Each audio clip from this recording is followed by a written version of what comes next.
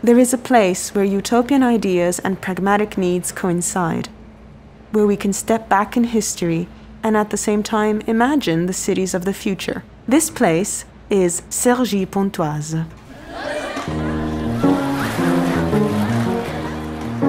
Cities of Utopia.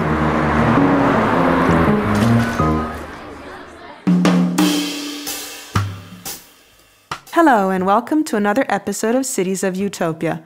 This is Joangela from Ca Foscari, and today our community is moving to France to explore the agglomeration community of Cergy-Pontoise.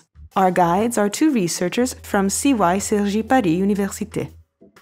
Dominique Sciamma will talk about the creation of the city of Cergy and the vision that informed it, while Vivien Barrière will make us travel back in time to the ancient Roman settlement of Genainville, where archaeologists of the EUTOPIA Alliance are working together.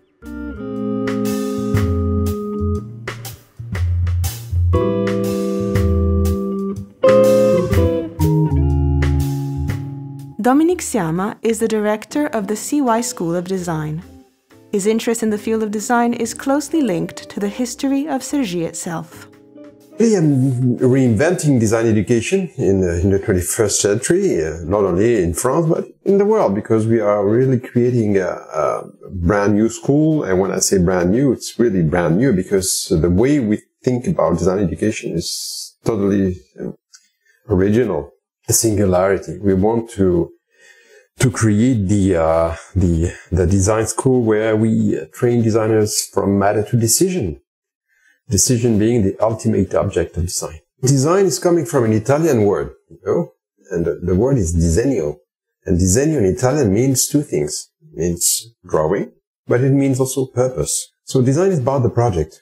Design is the culture of project. So when I say the design of the 21st century, it's how can we reinvent a culture of project, which will be at the level of the challenges of the 21st century. And the challenges are social, economical, environmental, political. So design is about everything. And I was very much involved in the creation of the city because my father was a promoter in social buildings, social apartments, okay? And he has been accompanying the creation of the city of Cergy since the beginning. And I remember the year they created the prefecture, which is a very singular architecture, an inverted pyramid, okay? And we had a cinema and a nightclub in the fields. It's like a symbol, we want to create here, it's like a nail you put in the field, okay? We want to create a new city here. And it was fantastic to see it emerging from nothing, okay? Cergy is a utopia. It's a utopian city. I mean, the idea of Cergy is born in the 50s. Like, other new cities, Ville Nouvelle around Paris, but this one was the most, I would say, ambitious one. It was about creating a city for families, for young families, with the idea of having a lot of work here, employment here. The people living in Cergy were very young. They were pioneers. And they were pioneering also a new way, a new approach of the city, because the city is, is built like on a tic-tac-toe, two boulevards, and orthogonally two other boulevards, and in the middle you have some kind of islands where you have apartments, houses, and parkings, and you are able to to go from your parking to your house or your apartment just by foot. Okay, so there was a clear separation between the cars and the people. Okay, so it was for instance very easy for children to go biking without crossing any road. It was a green city also. So nature was at the heart of the city also. So you had a kind of, an ambitious proposition for young families with the idea of having both a city in itself, but small islands of life where you had a place and some shops and a school, kindergarten school, and the schools were open at that time. So there were no walls. You were able, to cross the school while going to work or to the railway station. But it was also a place where we experienced, the shock of the end of the glorious 30s, okay? 30 years of happiness, and then the first oil shock of 1973. Even if the center of Cergy was very much like this original utopia, the other part of Cergy, Cergy-le-Haut, Cergy-Saint-Christophe, they were very much classical because they abandoned the idea of this utopian city and they came back to a very classical approach of the city. You can see that there is a big difference between this idea of, the platform approach of Cergy Centre, the center of Cergy, and the other places, Cergy-le-Haut, Cergy-Saint-Christophe, till now, because, Cergy has not changed. You still have this separation between the cars and the buildings and the parks.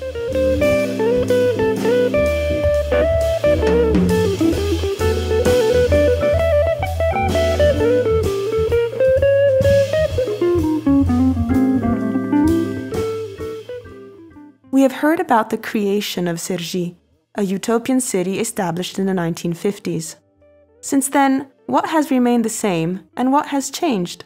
What role can Cergy play as it faces the challenges of the 21st century? When I was living in Cergy, the city was in constant evolution. So you had new buildings coming out of the ground and new offices, but also the railway station. So life was always there, and you can see that there was life because you see the building. And the buildings are projects. So it's a city of projects, Cergy. And when I was in Singapore, I had the exact same feeling that I was living in a city of projects. And when you look at Singapore, Singapore is an island. Singapore is a city. Singapore is a state.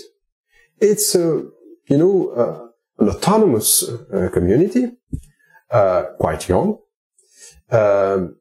quite dynamic also, and with a lot of projects. Singapore is a very green city.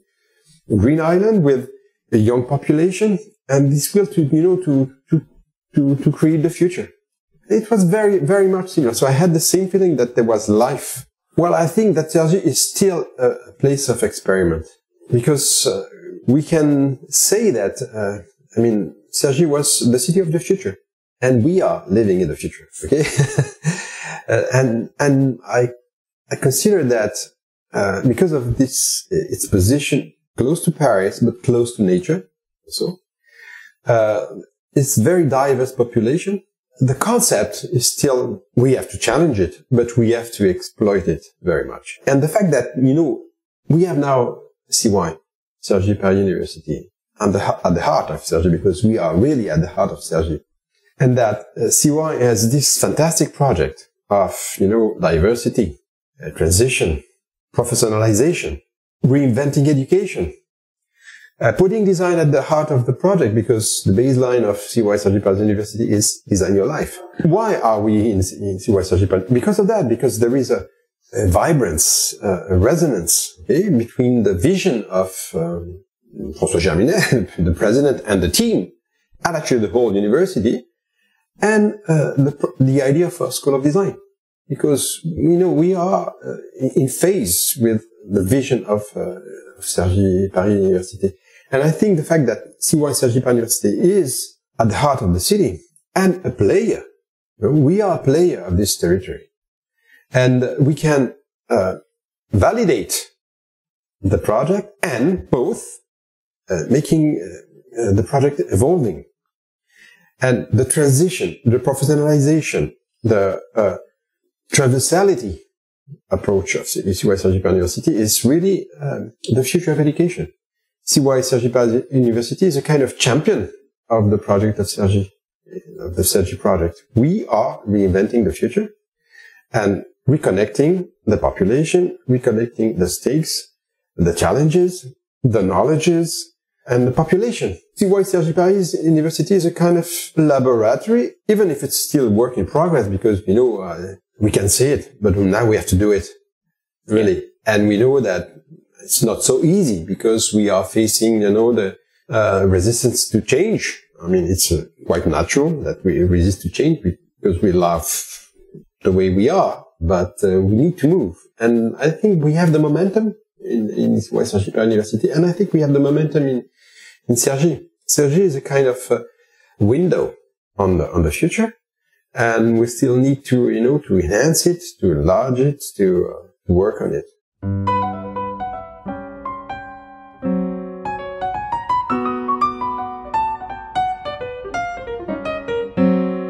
Archaeologist and historian Vivien Barrière describes the archaeological site of Genainville and how archaeologists are examining and reconstructing this ancient Roman settlement. He also explains how this project involves other universities from the EUTOPIA Alliance. The archaeological site of Genainville is an ancient settlement belonging to the Roman province of Lugdunensis Gaul. It was inhabited by the Veliocases people, who had their capital in Rouen, 60 kilometers away. Genainville was a town built in a valley. This is a first specificity. A town with a sanctuary in its center. And the archaeological site has the particularity of having preserved two monumental buildings, a big temple hosting two gods, and several water pools, and also large theater, 115 meters long. And it's very unusual to have preserved the walls from the Gallo-Roman period up to 5 meters high. All this makes this archaeological site remarkable. Many long-time inhabitants of Genainville know about the archaeological site because there have been regular excavations since the 60s. But every year, when the students of the Archaeological Association and I show people around the site, we meet people who are very surprised to discover such a well-preserved Gallo-Roman site just near their village. It seems to be hidden from the modern world in a quiet green valley. We can say that the territorial distribution has changed a lot between the time of Roman Gaul and today. The archaeological site of Genainville has an ancient theater building with 8,000 seats. The village today has about 500 inhabitants. But there are points of continuity, such as the express road that connects Cergy to Genainville. It is an ancient Roman road that was used from the 1st century to link Paris to Rouen and next to the ocean. This road is still used today, and this road passes through Pontoise, which has been a crossroads since Gallic times, a bridge, un pont in French, over the Oise, Pontoise. And this is where the new town of Cergy was born. The potential for new discoveries is huge. Since the discovery of the site, since the first excavations, most of attention has been focused on the sanctuary, and we are only just beginning to look at what is right around it. And the results are very promising. At the beginning, archaeologists only found big public buildings lost in the middle of nowhere. But progressively, they found living quarters right next to them. And what I hope to find most, but not too quickly, are the graveyards used by the inhabitants of the time. Because this will mean that we have found the limits of the ancient city, because at the time, the dead were buried outside the cities. My dream as an archaeologist would be probably to find an inscription that will make us discover a new building and the name of its builder and the status of this city. Because of the pandemic, it was not possible to host British students in the summer of 2020. But with a lot of effort, we succeeded in July 21. And 3 students from the University of Warwick in the classics department joined the excavation team together with CY University students and with archaeology students from all over France. And they quickly found their place, both in the fieldwork and in the life of the team, of the group.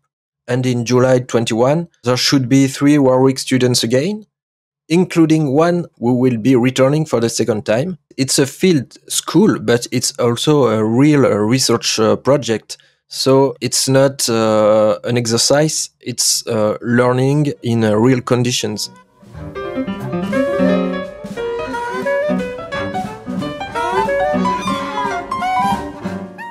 21st century archaeology is not only about digging, but also about using technology to reconstruct and recreate ancient sites, using digital science and civil engineering. This project consists in building a 3D model of the Genainville temple, which is at the same time a mediation tool for the public, a research tool for archaeologists, and a knowledge tool of the built heritage for its preservation. It's both a 3D reconstruction of the ancient temple today and of its former phases, but it's also a database containing a whole series of information, photographs of ancient excavations, plans, etc.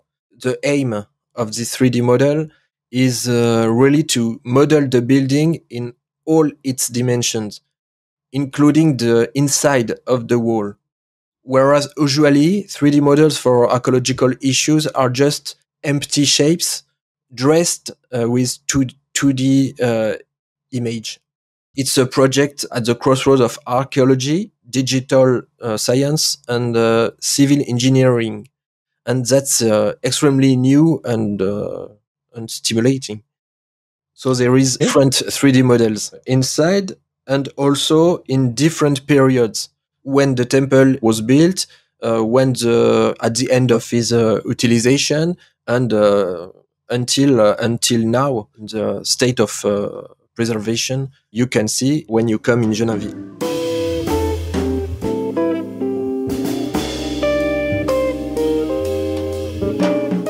Thank you for joining us in Cergy-Pontoise, another stop on our journey across the cities of Utopia. See you next time!